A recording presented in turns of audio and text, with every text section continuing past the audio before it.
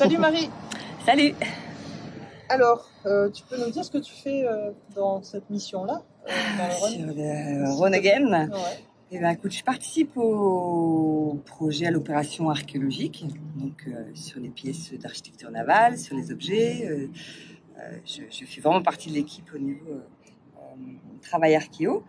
Et ma deuxième casquette, c'est celle de restauratrice du patrimoine. Et du coup, je m'occupe des pièces à la fois sous l'eau. S'il y a besoin de consolidation ou de protection, je m'en occupe. Et à terre, quand le mobilier sort de l'eau, je m'en occupe aussi, je les conditionne, etc. Donc les prélèvements sous l'eau et les conditionnements hors de l'eau.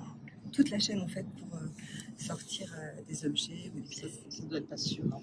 Ouais, c'est Donc, très tu as chouette. une autre casquette, comme tu le disais, c'est-à-dire que maintenant tu plonges. Maintenant, je Alors, plonge. raconte-nous cet épisode Alors, de ta vie. c'est un peu un retour dans l'eau pour moi parce que j'ai participé à des fouilles archéologiques à Alexandrie il y a longtemps.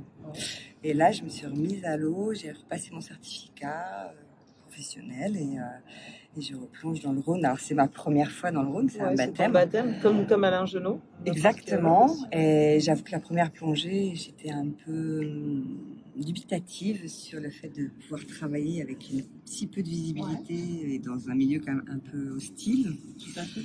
Et un peu du café latte, quoi. Et après, en fait, la deuxième plongée, super. La troisième, ça y est, j'avais compris comment me déplacer, comment me repérer à tâtons, etc. Tu es conquise par le Rhône, quoi. J'aime bien, c'est vraiment super. C'est un bric-à-brac de tout. C'est des potoirs absolument incroyables. Il y a à la fois des caddies, des bicyclettes, et puis des amphores, des vases, des céramiques et bateaux. Alors, en parlant de bateaux, tu as participé à l'aventure du chaland Arleron 3. Arleron 3, oui, Arleron 3, j'étais à terre. J'étais dans le hangar avec mes collègues restaurateurs d'Arc Nucléaire et d'Acoros. Et nous, en fait, on avait la charge des tronçons du bateau qui étaient sortis de l'eau pour les maintenir en eau et